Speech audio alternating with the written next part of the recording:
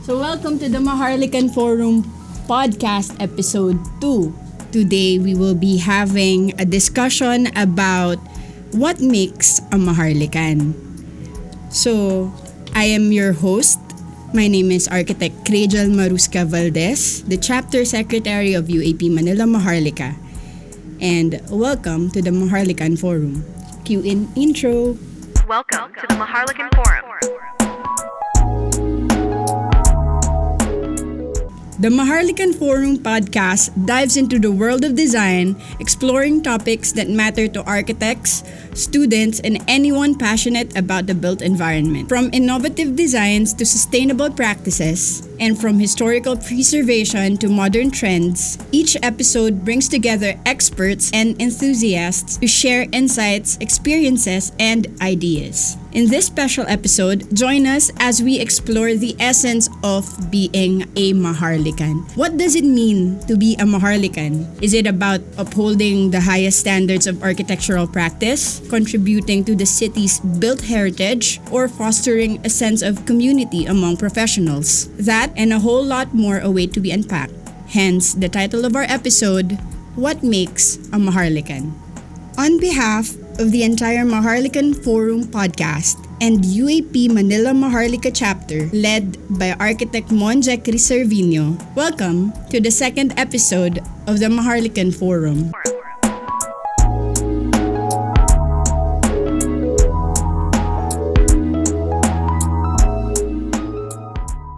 One of our guests today is one of the most active, energetic, and successful leaders of the UAP Manila Maharlika chapter. He started the formation of the Architects Anglers Club together with UAP Manila Maharlikan past president, architect Edgardo Yambao, with the fishing expedition. During his term as the chapter president, he has been not only active in the service of the Maharlikans, but also in socio-economic projects for the community. He is an active member of the Green AP, and he is also a past district director of the B2 district. He is presently the national president of the Philippine Pickleball Association, and we are very excited to welcome on the podcast Architect Armando Arman Tantoko. Yay! Philippine Pickleball Federation. Philippine Pickleball Federation. Ayan, federation pala. Yes. Ayan. Thank you for being with us today, sir. And another na ating suki na guest. Suki, pangalawa. And he is one of the most makulit and active members of the UAP Manila Maharlika and the current chapter president. Let us all welcome Architect Monje Criservino. Yay! Hello. Again. Hello there. Hello there. Ayan, let's get right to it. Ayan, excited na ako. On to our first segment. Ang unang segment natin, sirs, is called Hello There. Hello there. So basically, Hello There is the first segment, just kamustahan lang. Kumusta si Sir Arman Tantoko? Ayan. Mabuti naman po. What? Is there any particular exciting projects na you would like to share or kung anong mga nangyayari sa'yo? Mga ganun. Baka hindi ko pwede sabihin dito eh. Yung mga baka may masabi ko hindi. Safe for work. Okay. Good day to everybody and thank you for having me here for this podcast. These are exciting times, especially for the United Architects of the Philippines, and that I'm also glad for our president and the present administration. They have challenges, but I'm very sure that they're more than capable of meeting these challenges. And still, good luck to you. But I'm sure that you're more than capable to handle it. Ano ba mga challenges? Pag ano pa sa, hindi naman kailangan UAP. Hindi naman sir. Of course, I'm right now busy as the incumbent president of the Philippine Pickleball Federation Incorporated, which consists of 283 and counting pickleball clubs throughout the country and some parts of the world. Wow. And it was actually accepted in the Philippine Olympic Committee last year as a member, and as such, we became the National Sports Association for Pickleball in the Philippines, and actually the the very first in the world. Wow. NSA. So, yun ang masasabi ka. And one of our members of the board of trustees of the PPF, we call it the PPF, is also our fellow colleague and Maharlikan Jeffrey Ko. Because we all started actually in badminton and then we graduated to pickleball, which I think is actually a very easy sport to play. Makikita nyo na nga in what other sport have you seen that people in their 50s, 60s, or even 70s start playing? Yes. We have a lot of that. Yun sa akin more or less yun ang aking concern right now. That's my focus right now is because ang ano ko lang naman is really the formation, the development ng bagong sport dito sa Pilipinas. That's really interesting. Thank you for sharing with us, sir. Ang interesting ng pickleball. Actually, nung first time kong narinig yun, parang sabi ko, pagkain ba yun? I know. Para siyang pagkain eh. Yeah. Pero it's really interesting and it's really exciting to know that there are a lot na mga lumalabas na mga sports na that are open for all ages. Yes. Diba? Not only dun sa mga younger ones and also as architects tayo. By the way, also na-encourage. with the Jeffrey Co, we actually formed the Philippine Architects Pickleball Association, or PAPA. Papa. I will Sure. never forget that. Then PAPA in short. And we have a lot of other members who are also very active there. There's past presidents, Joel Cano and Ronald Angeles, and of course his vice, Neri Angeles. And Roji and her vice, Ate, and we have other members who are also picking up the sport. Thank you, sir, for your update. Ayun. Ngayon, update. Yeah. So, yung mga interested dyan na members natin, sali kayo pickleball. Ayan, tuturuan kayo ni sir. Meron tayo isa sa mga proposals natin for this year ay magkaroon tayo ng pickleball. If I'm not mistaken, it's either clinic or clinic and tournament. Oh. It's a clinic. I think it's a clinic and It's a tournament. clinic, okay. Yeah. It's in order to accommodate many more interested people. Yeah. Tuturuan sila at pagkatapos makikilaro sa isang may mini tournament, fun tournament. Makikilaro sila doon sa mga veterano ng pickleball players. So better watch out. Better watch. Alright, ikaw, Architect Mon, kumusta si Architect Mon? Alright, before I forget, if I'm not mistaken, si Sir Arman, hindi ko alam kung introduce o nagpatuloy. Toastmasters. Toastmasters. Daming activities masyado ni sir. No, well, at the time, no. Yung isa sa mga active members natin ng Toastmasters Club, si past President Ging Baredo. Also, Freddy Hurilla at mga iba pa. And they introduced the Toastmasters Club to me. And for those who are not familiar with the Toastmasters Club, it's actually the club formed specifically to help people be comfortable with public speaking. And it's called the Toastmasters Club. And with them, we formed the Architects Toastmasters Club years ago. Yun. Buti naalala mo yun. Ako, naalala ko siya kasi nasabi rin ata ni Sir Boy yun sa akin before. Baka chismos talaga dito. Siyempre. Yeah. Hindi ko rin siya makakalimutan. Kasi nung time din nung past president Dunay, di ko maalala if that's her second term or her first term. Na comment kami for Toastmasters. I think that's just one meeting. Hindi lang natuloy. Parang magkaroon sana yun. Yeah. Parang a sample meeting of a regular Toastmasters. Yes. Regular Toastmasters Club meeting, yeah. And actually, medyo tumatak sa akin yun. Kaya nung time na it's my term. Bakit di tayo magkaroon ng public speaking workshop?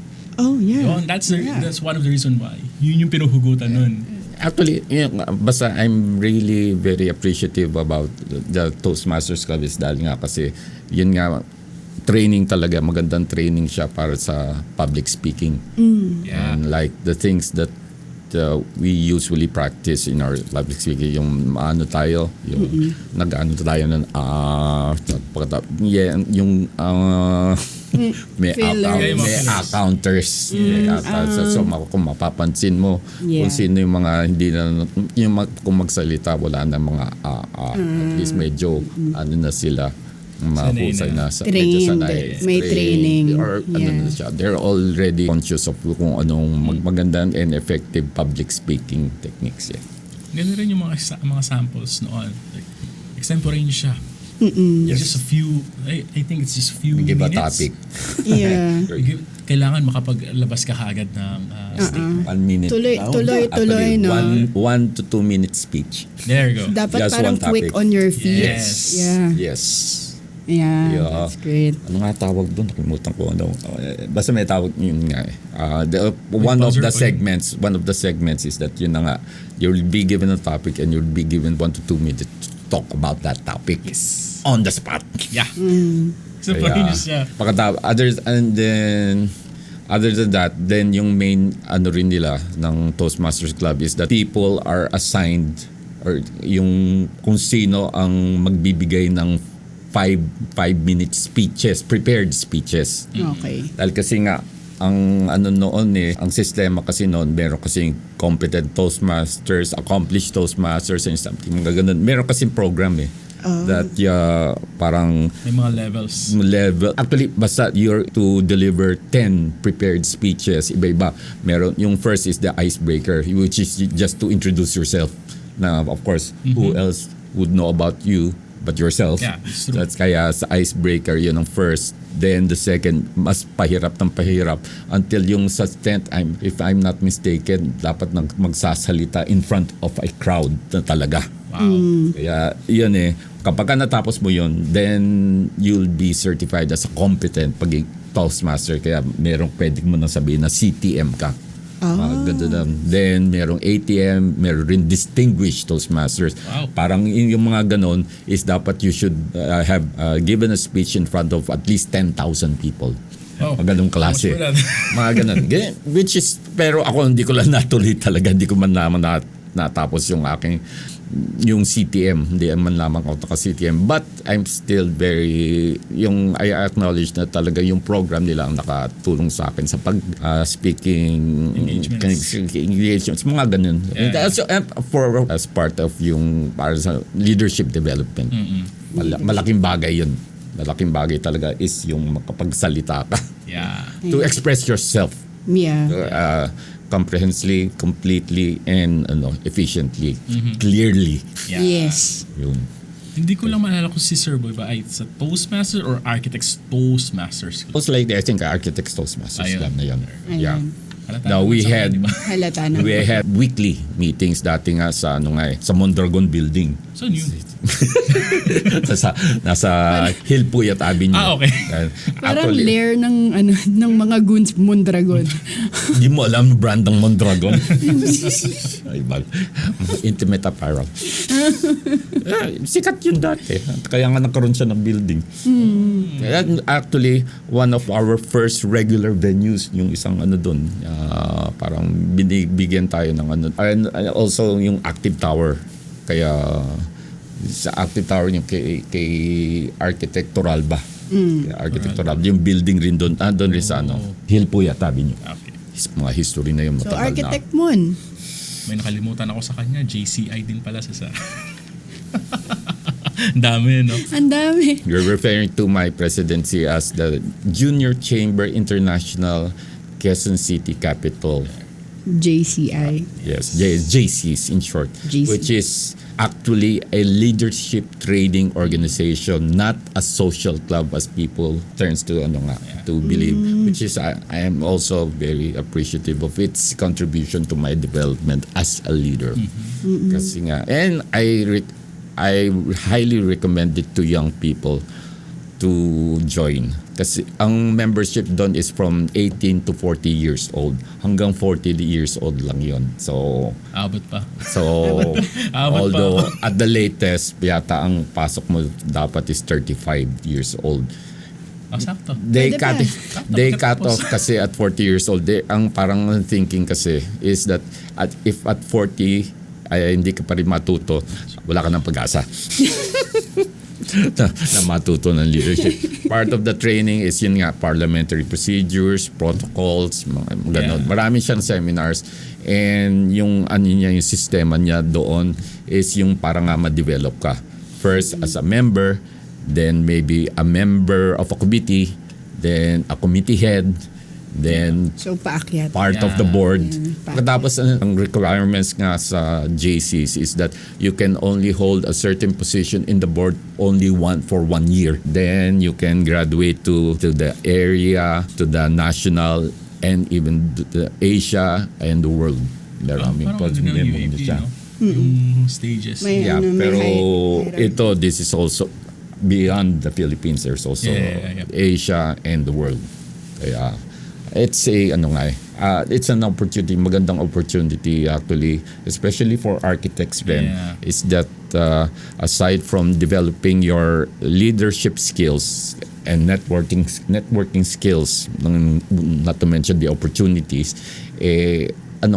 yung napaghahandaan mo sarili mo para nga dito sa world stage. Yeah. How you Tama. present yourself, not only locally, not Global. only even global. Kasi nga yung if you take this opportunity na yung makilala ka, Yeah. di ba? So ma-develop mo yung personality mo. If you can handle this, definitely you can handle practically any client. Let's go to our next segment. Sa second segment natin, ang title is What Goes Around.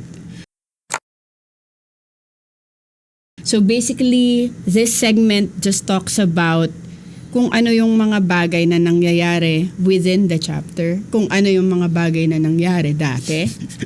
Yan. Basically, stuff like that. That we want the members na malaman. Kasi this is it's like reintroducing Maharlika to its members. Yeah. Diba? Okay. So first question is the what. So mga what about history. So, history telling. The history ni UAP Manila Maharlika. When was the UAP Manila Maharlika chapter nag-umpisa? And sino yung mga founding pioneers? Well, di ko kabisado lahat, pero yung naalala ko lang is yung mga naabutan ko. I think that, well, as per our history, the Manila Maharlika chapter, the charter was approved by the board in September 21, 1981. Mga founders natin, far as I remember, definitely it's yung mga first presidents natin, si Architect Rick Poblete. He was our charter president, and the second president was Nilo Villanueva. And also then the third was already Ega Reformado.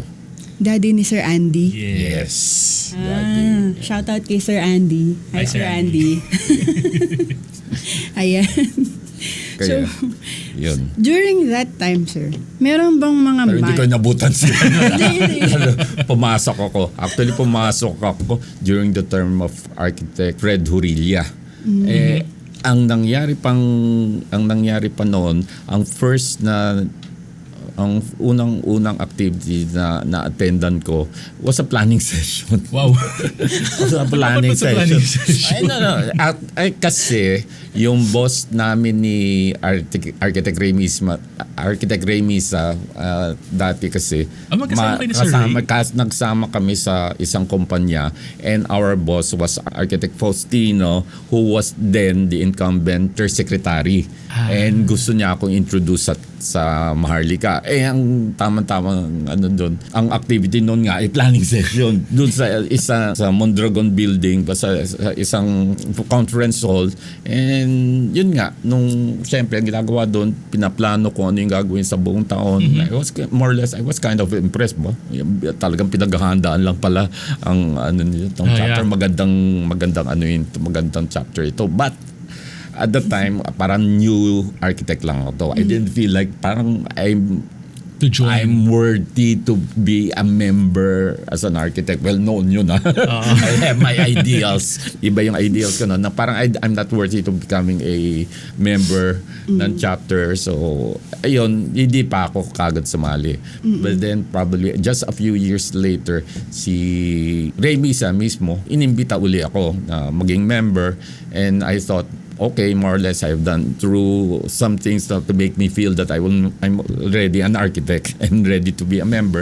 It's parang ang natatandaan ko activity is that one of yung isang subdivision na project ng chapter as a social project na Mission Hills. No, not Mission Hills. Basta there's a project in Antipolo na pinuntahan namin. Nagkataon ang pwede lang kung masamahan si Ging Baredo. Pero nagtataka lang ako bakit walang ibang sumama sa akin hanggang sa naintindihan ko na kung bakit. Dahil kasi si Ging Baredo chain smoker. Kaya tuloy pagdating ko doon tinapa na ako doon. kaya pala doon ko yun pala yung reason. Kaya pala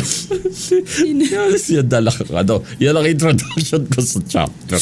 Kaya but other than that, yun nga, nag-attend na ako ng mga general membership meetings at saka nakilala ko na mga ibang members, mga contemporary ko nga, among my contemporaries, naalala ko nga si Rod Arguelles, more or less kasing edad ko, si Ricky Soletorio and Arnel Pontanilla, mga bata niyan. Of all of them, ako pa ang naunang maging officer. Naging officer. Maliban kay Rod Arguelles who was very active at that time also. And then almost also ran for president. Then after that, ako nga more or less ang naging active hanggang sa akong naging sa group noon, naging presidente ko. I was the 13th. If I'm not mistaken, I'm the 13th president of the chapter. So, but my first time to be a member of the board was during the term of Architect Amado de Jesus. And at that time, he was gunning for the 5th best chapter award ng UAP for the chapter. Ikalima. We got our first best chapter award during the term of EGA Reformado. If I'm not mistaken, it was the first.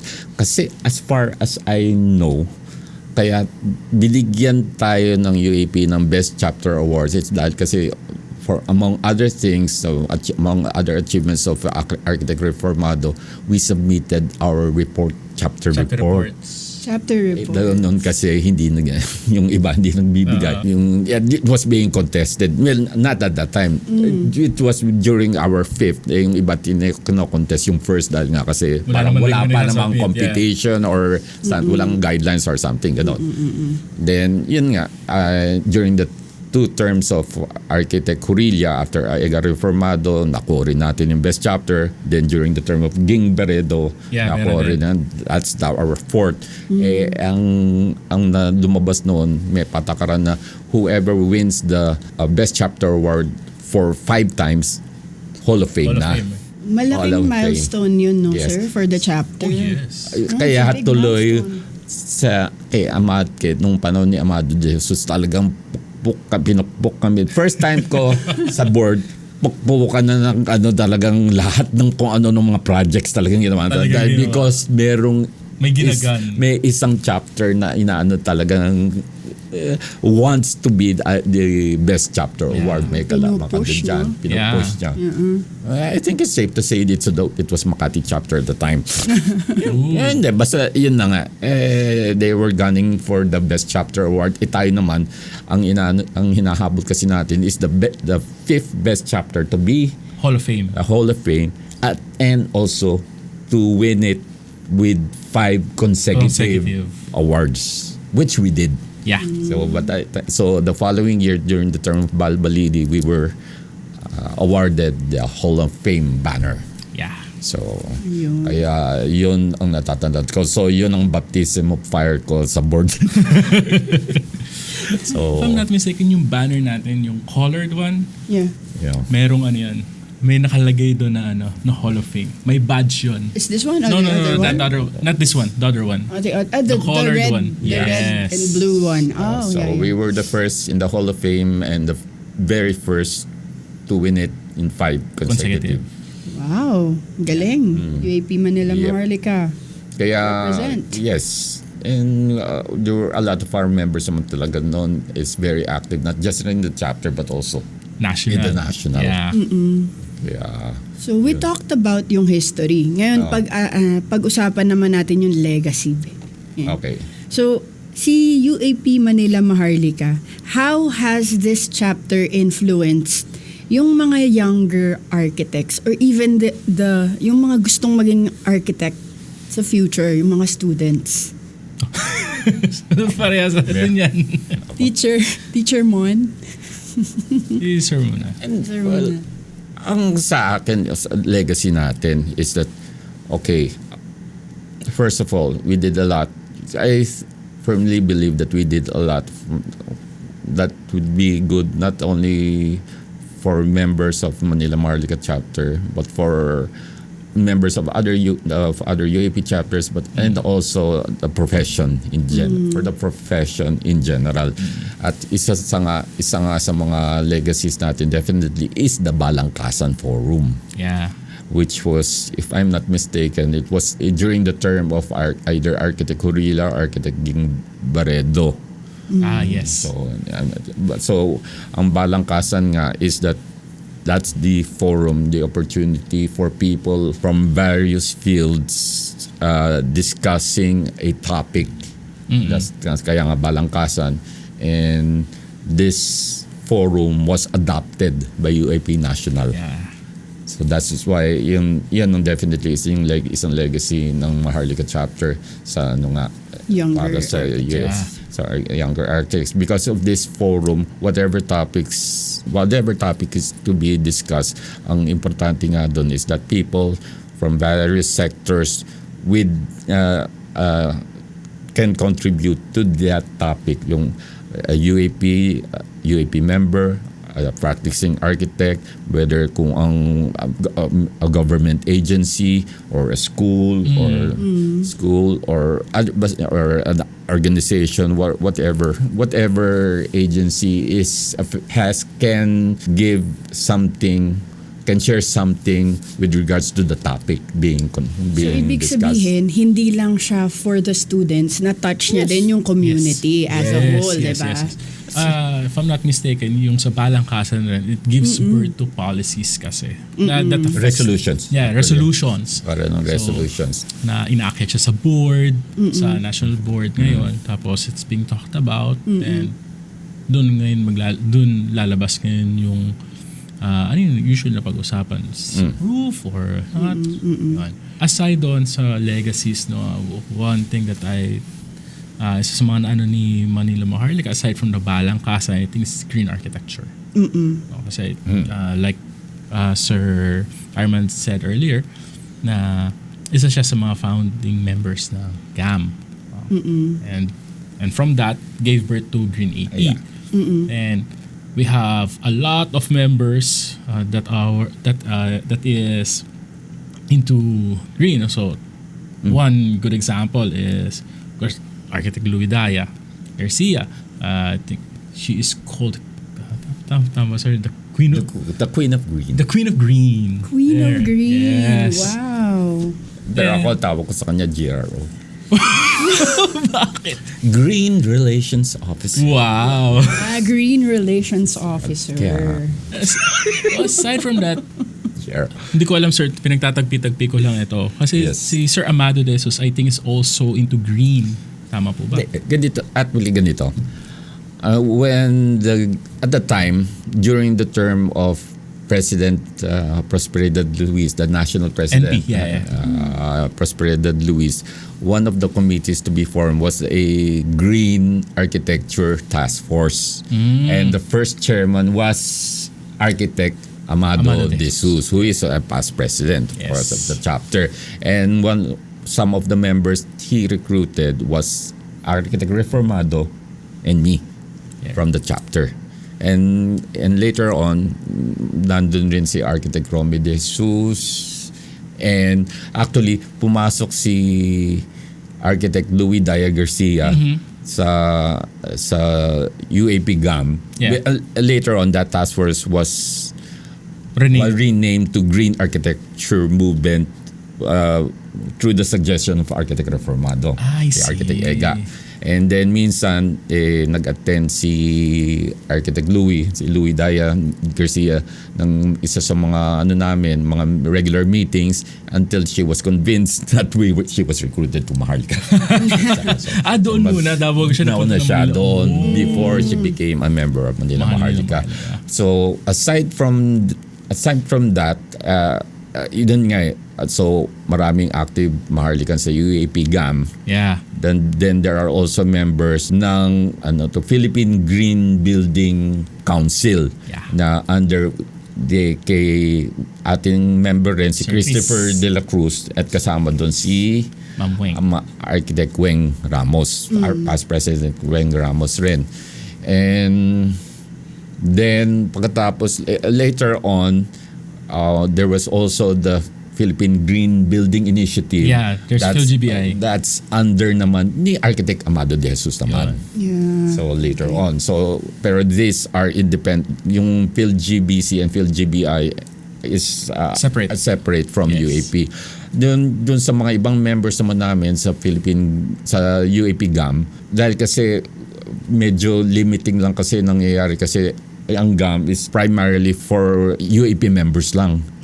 But we felt that we need to involve other sectors in order for this green architecture, the practice of green architecture to flourish. We needed other sectors to be involved. Kasi hindi naman arkitekto lang mga engineers, landscape architects, interior designers, suppliers, developers, lahat ito kailangan That's why we formed Architect Reformado, Louis Daya Garcia and me, and among with other colleagues, we formed the Green Architecture Advocacy Philippines Incorporated in 2009. And it's incorporated and in short, it's Green AP. Initially, ang mga focus namin is more on seminars and lectures, but it's really more for the promotion. During that time, sir, promotion of green architecture. Di ba sabi nyo, na-mention nyo, nakikipag-collaborate kayo in all other sectors. Meron bang mga naging achievements behind that? Na, halimbawa, mga awards, kasi sa UAP Manila Maharlika, may mga nakuha tayong mga di ba? Tawag dito, Hall of Fame Award. Meron tayong mga Best Chapter Awards. Aside from those awards, meron pa bang specific na awards na from us collaborating with other sectors? Yung ang isang significant award during the term of the GAM, kasi it's very active talaga I think it is the second most active committee under UAP noon dahil kasi talagang every week nagmi-meeting kami, mga ganon. And one of our projects was building a sample of a green residence inside NCMX in just a few days. Bago doon sa, Maid. I think it's a Maid or something. Basta one of the, kaya gumawa kami ng sample ng greenhouse sa loob. Kayo imagine, 3 araw lang gumawa kami ng buong bahay. Kailan yan? Kailan yan, sir? 2008. Okay, wala. It was just 1 year before we established Estudyante pa tayo. Kakagraduate ko lang ng high school. Tapos, Same. Tapos ang ano pa nga doon, if I'm not mistaken, ang nag-ano pa nga doon, parang more or less ang talagang architect in charge doon is yung our late member rin si Architect Jerry Baniked. And yun nga and because of that and among other activities, because of that, the UAP was awarded the Father Neri Satur Award for Environmentalism Wow. by the DNR. So that's Wow. one of the achievements na namin yan That's the first time I heard of that. Me too. later on. Outside that podcast. Okay. Sige, medyo controversial. Okay. Ganun na touch Sige. Okay. Let's talk about, tapos na nating pag-usapan yung past. Okay. Let's talk about the present. How did si UAP Manila Maharlika evolve over the years? And pwedeng sagutin nyo sa syempre, during your time na nag-start kayo kay UAP Maharlika, Manila Maharlika. Sunod ako. Mauna ka. Okay. Well, of course, siyempre na-witness ko yung Ako kasi yung bago na. evolution ng chapter. But then again, of course, we had that strong foundation, our Hall of Fame award. Which is actually, at the time, it was also my concern eh. Medyo, nagtataka nga ako, bakit may Hall of Fame? So, ano pa i-strive ng chapter after Right. that? Yeah. Kasi, Na-reach niya na yung top. kumbaga we already pick. So ano na tayo? Anong gagawin natin? Which is why I really was not in agreement na bakit may Hall of Fame mga ganyan. Syempre after that wala na. Kasi okay lang yan sa tao. Kasi sa tao may hanggang ilang taon lang. Ang chapter it's practically Yeah. it could be more than a lifetime. Yes. So, di ba? It So, goes on. hanggang lang, dun na lang ang niya. That's why I understand why the UAP also already came up with their own new guidelines. Among the Hall of Fame awardees. Yeah. Actually, nung nag-ano kami ni Sir, kasi magkasama kami ni Sir Armand nung NatCon. Last year. Yeah, last year. Itong na recent. The 50th. The 50th. one. So, habang nagtatawag ng award, gano'n, magkausap kami ni Sir Armand. Meron pang level ngayon ng Hall of Fame. So for example, like us, meron yung, if I'm not mistaken, bronze ata yun, that level. Tapos meron pa, may silver. So kapag nadagdagan mo pa yung best chapter award mo, aangat ka ngayon doon sa silver, then okay. doon sa gold. Yun yung yun. So may tiers. Yes, may tiers na ngayon. Tears. Kasi nga, yun na, dapat naman, di ba, what would be the impetus? Well, aside from, of course, just maintaining the standards natin, paano magiging impetus na mapakita pa rin ng chapter na ano pa rin siya? The chapter is still relevant. Yes. Yeah. in the context of the UAP. Yeah. So that's why, okay, at least ginawa nila ng paraan ng ganun niya. Yeah. So, okay. At least there is still something that we can Pwede pang mas strive. for. Yeah. Strive for ng chapter. So, we did. It's okay. Now, it's really then up to the chapter board and of course the members. Yes. Okay. Itong question na to para sa'yo to, Architect Mon. So, ano yung current goals natin and objectives for this fiscal year? Kasi we're talking about the present na eh. Yeah. Yeah. So, kaya kasama ka dito kasi ikaw yung sasagot talaga ng mga questions na to. Alright, so for the present, actually it's more of influence ito coming from usually sa mga past. No? So, ito is Sir Armand, that's why one of the reasons why nawala kasi yung ating newsletter. Oh yeah. Naging dormant siya for for a hindi naman long time. So I think 6 years. Tama ba? Kasi nung pandemic, dun siya nag-stop. Tapos Okay. ano siya. So I was like, sayang naman yung ating newsletter. Nakakita ng members, yung comments Sir Armin, nakakita yung mga members, may mga articles sila doon, they're being posted. And of course, if babasahin natin yung sa ating sponsorship, kasama din siya sa newsletter. So, Yeah. May exposure sila doon. exposure kasi siya. Yeah. So, why not we bring it back and try to tweak it a little bit. So, for example, like, if meron mga architects na gustong i-feature yung kanilang project, like yung parang nasa blueprint, gano'n. Yeah. So, at least doon nakikita kung paano yung kung paano yung process, how they think. And dito naman papasok yung isa pa. I was talking to Sir Chris. Ito naman, Actually, dalawa yung ano kay Sir Chris. One is yung sa speaking, number one is articulating yung kanilang mga projects. Oh, okay. So if I'm not mistaken, kapag sa COF ata, nilalagay dun kung paano yung mga projects mo, how you write your projects. Yun. So, isa yun sa mga target ko sana.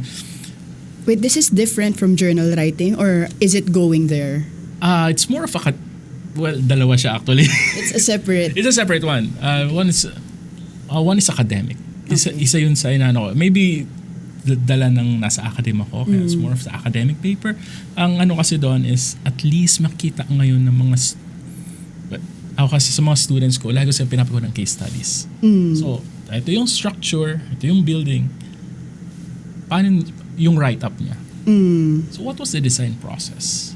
Yun sana na maganda rin sanang ano ng chapter kasi at least makita doon, again, like earlier, thought process. So, how was this designed from this concept until doon sa finishing? So it's like parang yung mga architecture magazines that we used to refer from before when we were studying back then, di ba? Kasi wala pang, di pa masyadong internet dati, naabutan ko pa yung puro, bibili ko ng magazines. Right? Magazine sa National Bookstore, o kaya yung mga books na tas nandun yung process. Yes. Andun yung concept, di ba? Yes. Actually, nung nagtitesis ako, nakabili pa ako sa booksell ng 2 libro for a very good price. So, nagamit ko sa aking thesis. So, yun sana, kasi isa rin yun sa magandang contribution ng chapter for the community. At least makita man lang, yung at tsaka makita rin ng tao na, ganito pala ginagawa ng isang arkitekto. That's one way of promoting it. Yeah. And letting people know that there is really a process behind it na hindi ka lang kumukuha sa Pinterest. Yeah, hindi ka lang yung sinasabi nila, drawing lang yan. So, no. Actually, do you know that one of the projects dati ng chapter, I think it was during the celebration of World Architecture Week. Noon pa yun. Now. Nationwide Architecture Week. Now. Nationwide Architecture Week. Ang isang project na inano natin is that we were able to get a temporary kiosk in one of the shopping centers at nagkaroon nga tayo ng parang consultation. On-site architecture consultation. So anybody who needs the services of an architect para lang magtanong, just yung mga tanong-tanong lang naman. Parang kasi nga ang National Architecture Week is there to promote architecture. Yeah. Diba? So, kaya what's the best thing to do is yung siyempre direct na tayo dun sa general public para magkaroon sila ng idea kung ano ba talaga ang ginagawa ng arkitekto. Because of course, not everybody is aware of the services of an architect. So that was one of the things that the chapter did. Para I think it was not just once, mga several times na rin ginawa yun na in a public space nagkaroon nga ng parang consultation kung ano ba ang pwedeng gawin, paano ano ginagawa ng arkitekto. All right. So, let's move on na doon sa next segment. Is entitled How Interesting. So these are interesting facts and trivias sa loob ng within the chapter. So the first question, and this is fun facts. Tigilin niyo ako kung ano. Baka sumobra yung masabi ko. Fun facts. Okay. Number 1, what is the most memorable social event for you sa chapter? Yung pinaka-memorable na social event. Sa akin, definitely. It was during my term. Of course, siyempre term ko. Ang ginawa ko kasi, I think it was the 15th or 16th, I don't know. I was thinking of how I was going to make it memorable. So, naisip ko, gawin kong talent night.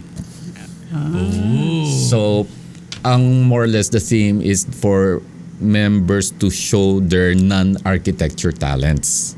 So, ang nangyari, those artists, I asked them to bring their samples of their work as an artist or as a photographer. At it was showcased at the lobby. Well, not the lobby. The Vestibule? yung sa labas ng ballroom. Okay. This was held at the Midtown Hotel. Yung Sa Ermita? ginawa ng yung nasirang Midtown Hotel, wala na. It was already demolished, diba? Demolished na. Wala na siya. Ano na, I think Robinsons, I think. sa Robinsons, Ermita. yes. That's why it's called Midtown. Yeah, that's why it's Yes, Midtown. it Alright, was now I get it why. was the one of our earlier regular venues. Suki tayo ng Midtown. I see. Then that's where we held yung anniversary. And yun nga, there was the yung lobby ng ballroom. That's where they showcased the mga artistic work and photographs ng chapter. Then nangyari for the introduction of members, I asked two of our past members, ang ginawa nila, rap nila yung mga pangalan. Good luck. Ang dami nating members. Mga renap nila yung mga pangalan ng mga those present. Okay. And of course, syempre yung the invocations was sung, and also napakanta ko noon kasi isa sa mga members natin noon has a recording studio. Si Fred Gutierrez, who was used to be a member of the Ambivalent Crowd, kung naabutan niyo yun. It's just a famous singing group noon, the Ambivalent Crowd. So, ang ginawa namin, nag-recording kami dun sa studio niya. That was near Kamuning Street. Dito lang, malapit lang dito. And pinakanta ko lahat ng past presidents. Wow! And kaya, but recorded. Kaya madaling inedit. Na-edit yun. Auto-tune na ba dati? Wala. No, not auto-tune. But of course, siyempre, kapag yung medyo na pumiyok or whatever, madali. Yeah. So, pinakanta ko yung mga past presidents. And pagkatapos ako naman, we had a ballroom medley. Kaya dancing naman ang inano ko.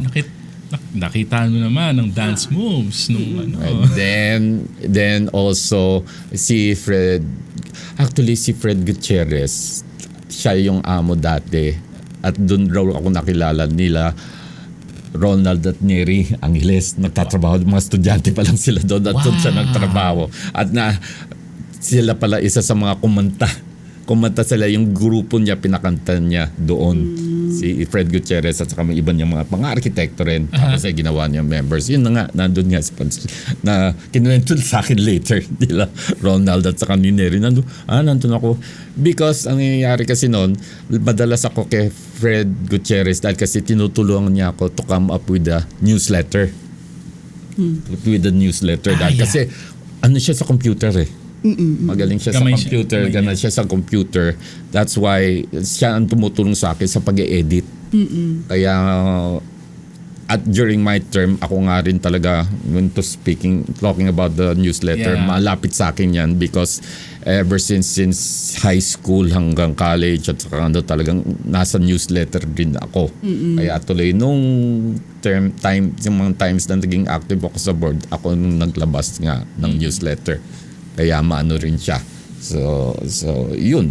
Okay. So kaya yun ang memorable sa akin na social event. Next question. Ano yung unique tradition or ritual? Meron ba si UAP Manila Maharlika? Tradition o kaya halimbawa pag anniversary Parang, sinabi ka kanina, sir. Well, yun na naalala ko is that ang tradition talaga during chapter anniversaries is that ilalabas yung cake nandun sa gitna, lahat ng mga members nandun sa paligid at doon magto-toast. Magto-toast sa cake. Doon sa harap ng stage with all the members around the cake. The centerpiece yung cake at doon magto-toast. Kung sino man mag-lead. Dati parang toast lang sa kanya-kanyang mesa. Kasi maliit yung space. Tapos, I think so. at saka ang liit ng cake. Pero yung cake natin lasa malaki medyo malaki Hindi nga, kaya nga kaya nga yun. Bakit? Ba't ka na ng cake? Architect mo, baka gusto mong ibalik yan. Tapos na. Tapos na eh. Sa susunod. Kaya yun, that's the Hindi, malaki ang next year kasi it's the 45th. Oh, 45th. So, Yeah. baka it's a good time to bring back the old traditions and rituals. Let's see sa susunod na ang administration. isa rin na Admin, no? ang isa rin na alala ko medyo yung natin yung silver anniversary in 25th, I think that was the term of Ed Calma. Aha. Maganda sana sa Philippine Plaza. Ooh. Sa Philippine Plaza. Kaya yun, handaan na yun. Medyo, syempre, talagang bonggang, paghandaan nun. Bumagyo the day before. Oh my. Yung bagyo. Laging binabagyo pagka Bumagyo. Yeah. It's because September, of course. Syempre. Yeah. Bagyuhin talaga. Bagyuhin talaga. Bumagyo. Talagang inaalam kung pwede o hindi. Sabi na, bumigay naman ng go signal yung okay lang raw. Sige, tuloy. Lahat kami naka-coat and tight, mga ganun. Pagdating namin doon, brown out. Buong, wala lang. Yung lang. Kaya yun lahat ang pinagandaan na ang init-init. Kailangan magtagalan ng coat. Pero I'm sure maalala niya na yun. Kaya, wala. Nagdadalawang isip talaga kami tuloy yun. Sabi naman ng hotel, kaya raw, pero wala. Lang, emergency lights lang. Hindi na gano'n yung generator? Merong generator, pero hindi siyempre. Hindi kinaya. Hindi kaya yung talagang bonggang, yung talagang maliwanag at saka kaya tuloy, at saka especially aircon. General, lang. Kaya nangyari, yun, naghubaran at saka, puro pawis at saka, memorable na, at least sasabi mo memorable talaga. Memorable siya. Memorable nga. Pero yun, kaya yun ang mga naalala ko tuloy sa chapter. Yun. Okay. So, move na tayo sa last segment natin. Itong last segment natin is called The Sketches and Stories.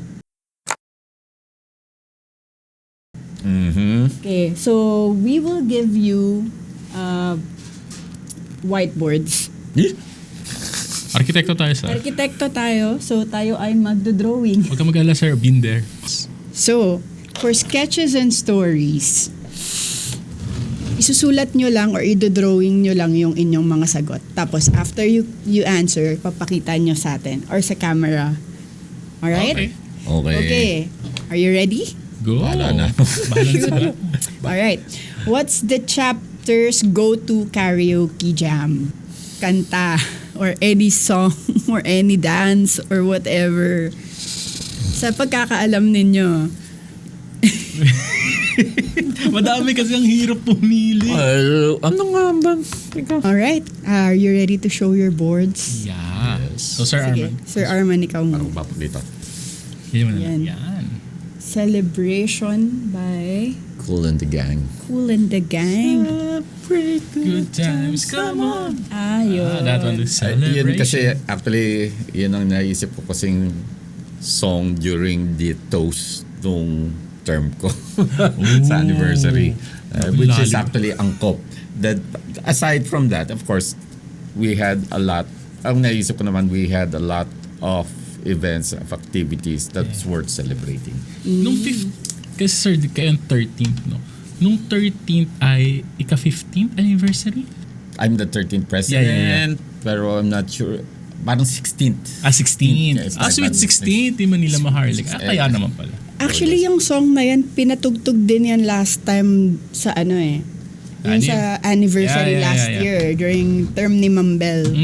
I heard that and everyone was dancing Yung parang nag-ano kayo nun yung parang train. Yeah. Hindi nga, yun nga kasi maganda nga. Kaya nga maganda sana. Yun, nandun kasi yung cake members toast, then biglang kantahan, or biglang kang magpaputok or whatever, then yun na nga, diretso nang Ang hilig ng mga, ayan, lalo sina Architect Flo, ayan, hahatak yan, tapos magbubuo ng tren, tapos iikot dun sa sa buong, hanggang sa humaba na ng humaba. Sa buong ballroom, yes. It's really fun. Exactly. That's kaya nga parang nagiging event mismo yung toast Kaya hindi lang nakatayo sa mesa. Yung sa'yo, Architect Yung sa, ito naman, lagi naman lumalabas ito. No? Band na lang, ay yung ano na lang. So si VST. VST and Co. Hindi mawawala. Sumayaw, sumunod. Ganyan. Okay. Next Yan ay hindi question. Yes. What is the most epic or unforgettable event or outing na inorganize within the chapter? Shucks. Ulitin ko yan. Sige lang. Yung kinuwento ko kanina. Labas mo na. Ayan. Ito yung kaninang... Sige, sir. I-edit ko.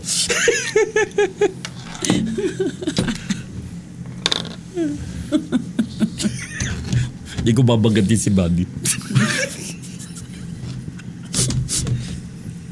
Pero it will always be summer track. Please raise your boards when you're ready na ipakita ang inyong answer. Or ako muna. Mas mahaba yung sa'yo. Ano mo? Si Mon muna. Mine would be Summer Trek, Isla Gigantes. This is my first time joining ng Summer Trek. And hindi ko pa alala, dumating kami ng gabi na dun sa place to stay. So during that night, so me and Rafi, kasi magkakasama kami sa isang room So nung paano kami, nag-bit na kami ng gamit, we're looking at the night sky. Ganda, it's full moon ata nung time na yun. I was like, Rafi, may nakikita ka ba lumilipad sa taas? Yeah, it looks like a half body. Okay. A half body with wings. Like, Rafi, double check mo nga yung nakikita ako. Brad, tara, masok na tayo. I think makakita kami ng aswang. Manananggal. Manananggal. Aswang pa din siya. Like, medyo naging eerie na nga yung ano. Like, tara, pumasok na nga tayo. Hindi ko na mawari ito. Tapos, so during the night, hindi na kami natulog. Nag-board games na lang kami. Dapat kinuha mo ng picture. At least yung magkano rin makukuha mo dun. Hindi ko yung cellphone ko nun. Businessman. Di ba? Sayang yun. Pagkakaton. Proof. There's proof naman. Proof of ano. Sayang yun. Oh my God. Pero the food was really nice. I mean, kasi it's seafood So, magkano lang. Saan ang Gigantes is anong which province nga? Ano siya, gitna siya ng Iloilo pati Capiz. Yeah, basta. Actually, nakapunta kasama ko dun. Yeah, sir, kasama kayo doon. Yeah, basta baka first time na pupuntahan, yes, yun na naalala ko. Tapos, lagi yung sumasama. Yung mga, yung mga sasakyan doon, kala mo ay Mabilis yung Yeah, they're fast and doesn't have any remorse for, life. Ganun sila kabilis magmanayo. And nasa harapan ako nun. So yeah, front row seat. Ikaw, sir. Oh, sir. Memorable, unforgettable outing. This was the outing during the term of Architect Hurilya. Ng destination was Lingayen, Pangasinan. It became memorable only because that if there's anything that can go wrong, it did. It did. Una, hindi maganda yung hotel. Yung tubig, kailangan mo iigib. Parang mga ganon. Kaya tuloy napilitan ng chapter, yung mga members na kakasali noon, doon kami natulog sa mga cottages na makikita mo doon mismo sa beach. Wow. Sa beach.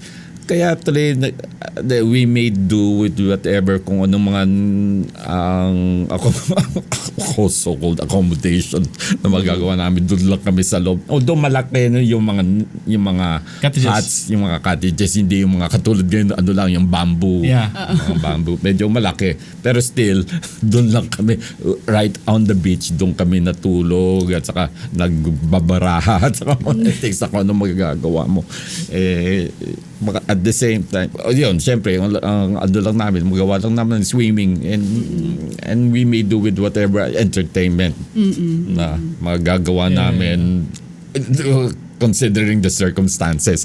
Pero kaya nga, ever since nangyari tuloy, it's din na practice tuloy na dapat nga may ocular ng mga venues ng outing. So that's why to me it's very memorable because of those things, among other things. Kaya, Other things. because actually, parang syempre, di ba, misery loves company. Dahil kasi sama-sama. Although, alam mo naman, sa totoo lang, ang isang napansin ko talaga, yung samahan talaga, iba ng samahan ng Maharlika. Basta magkakasama yan. Yeah. Masaya. Actually, ang isa sa mga natatandaan ko, a very memorable comment sa akin noon there was a national conference. 3 lang kami. Ako, si Architect Amado de Jesus and Architect Malu Ventura. It was a national conference, regional conference. Pagkatapos kakwentuhan kami, nagtatawanan mga ganun. Parang si Architect Malu, she got the feedback na ang konti-konti nyo pero ang saya ninyo. So actually it made me think, bakit? Bakit naman? But yun na nga kahit na gaano karami or kahit gaano kakonti, maganda ang samahan ng chapter. So, Actually, may narinig akong ganyan na may narinig akong ganyan feedback. May maano doon, Maharlika yan, malamang. Nung B2 nga, di ba? Alright. Nung B2 induction, they were like, yung maingay doon, Maharlika. Maiingay doon, Maharlikan siya. It's either that o yung mga masasaya doon, Maharlika yan. kaya so imagine itong term matagal na yun. Ito yun. So ibig sabihin at least na-maintain yung yung tradition. Na-maintain yung kulit. So that's something that I see sa mga members natin. And I'm hopeful na itutuloy-tuloy ito. Dahil nga kasi iba yung samahan talaga ng Maharlika. Yeah. Ayan. So last question for this segment. If the Manila Maharlika chapter was an object, what would it be and why? Betty, cut muna. Cut muna. Hindi naman, biro lang. Joke lang. Teka. Ikakat mo na lang doon sa editing. O kaya iano mo, if pa-fast forward mo na gumaganon-ganon si Sir. Object.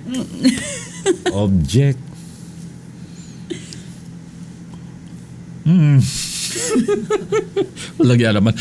Kung sinabi mo lang na ganito ang exam dito, baka hindi na ako. Itong naman ang exam question. Any object. Object. Si Monde nahirapan. Uy. Teka.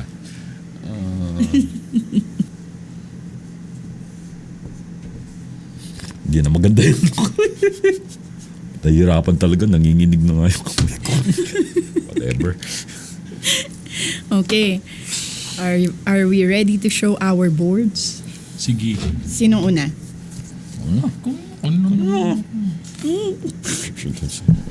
Sige na nga. Sir Arman. Ayan na lang naisip ko. Piano. Piano. And a standing one. Kaya, muna inisip ko keyboard Alam baka hindi na maintindihan ko to keyboard, because there are a lot of keys, consisted of a lot of keys of varying tones. Parang chapter natin. It's so many, consists of varying personalities, characters, architects. And kahit na magkakaiba sila, they can still produce significant, beautiful music, whether it's jazz, piano, jazz or classical or modern or whatever. Basta as long as we stay together, we can still produce something very beautiful. So, yun ang bola ko. Yun ang masasabi ko tungkol sa chapter natin. Ayan. Okay. Okay, Architect Mon? Ito, medyo relate sa kanya. So, mine is rubric cube. Rubric. Ano Yeah, rubric? Tama, rubric, diba? Rubics. O Rubik. Rubik. Ay, ganun ba? Rubric yung... Iba yung Iba pala yung rubrics. rubric. Pero, Rubric. Nasanay na ako lagi naghahanda ng rubrics. So, Rubik's Cube. Yeah, it's CK, right? Yeah. Or C Hindi, lang. C lang. C lang. C lang. Yeah. Yes. So, yeah, Rubik's Cube. Yeah, so it's Rubik's Cube. So it's Okay. the same one kahit pag jumble na isa lang destination. This Alright. was one chapter. Okay. So, for the final conclusion, ito na. Ay. This is the Kala ko topper. question na naman. Ito na, tapos na tayo. Patapos Okay. na. Oo, kawawa naman si Sean yan. Yung pag-edit. Sige. Yan, na extra kita to sa extra mention sa'yo. In Gandaan mo yung conclusion, mo, yung edit mo. Patay. Ala, di ba tapos? Okay. Seryoso na nga eh. Okay. in conclusion, what makes a Maharlikan? Yun yung title ng episode. So, as a conclusion for this episode, what makes a Maharlikan? Mauna na ako para at least meron na akong idea. Baka pareho sa kanya sabihin ako gaya-gaya. Hindi Kasi mga pareho Kailangan hindi nga. Yun na nga eh. Para at least kung pareho tayo, hindi nila ako na muna magsasabi. What makes a Maharlikan? First of all, an architect, of course. But not just an architect. This is a very competent, kind, ethical, somebody who's willing, who's an expert in whatever his field is, whether it's in construction or design, whether in sustainability. Ganun. Especially sustainability, marami kasing green-minded sa atin eh. Bakit? Green-minded naman talaga eh. Tama. Green Diba? Sige. architects. Okay, we're a lot of green architects. Kaya yun. Kaya first of all, yun nga. Aside from that expertise, iba yung mga samahan talaga natin. Yung to be a Maharlikan, just be yourself. Just be honest with yourself and be yourself among others, with other people doing the same thing. And in spite of all these differences, we easily gel. Yeah. We work well with each other, and with each other as we are all part of something bigger. Kaya yung maganda ang nagiging resulta ng kung ano man ang natin nagagawa, whether it's in the profession or socially or whatever. So yun ang nakikita ko. That's what makes a good Maharlikan. Is somebody who can easily work with others, and play with each other. Yeah. So Architect Mon? Again, medyo no copying. Oy. Oh. Sige, palitan natin yung term. Dynamic. Wala yun. Di ba? Okay. Dynamic naman. So, multifaceted siya. Wow. So, Multifaceted, yes. maraming talent ang Maharlikan. Right? And of course, hindi siya nahihiyang i-showcase yan. Maybe ito on the dance floor, maybe on karaoke, lalo-lalo na pagdating sa architecture. Yeah. Kala ko drinking. Kala ko sa drinking. Okay. Iba yun. Alright. Okay. So that sums up yung ating podcast episode for the second episode. Yeah. So thank you, Sir Armand, Architect Mon, and for your time, for accommodating us with your presence. Thank you for having us. And we hope na a lot of Maharlikans are ma-encouraged from what we are doing here right now, because this is such a very exciting activity. And of course, we would like to encourage yung mga architect na members natin. If you have something to share, please reach out with us. Yeah. We can converse like this about your specialty, Yes. your specializations ninyo, and everything. So again, thank you, sir. Thank you, sirs. Okay. And good day to everyone. And that's all.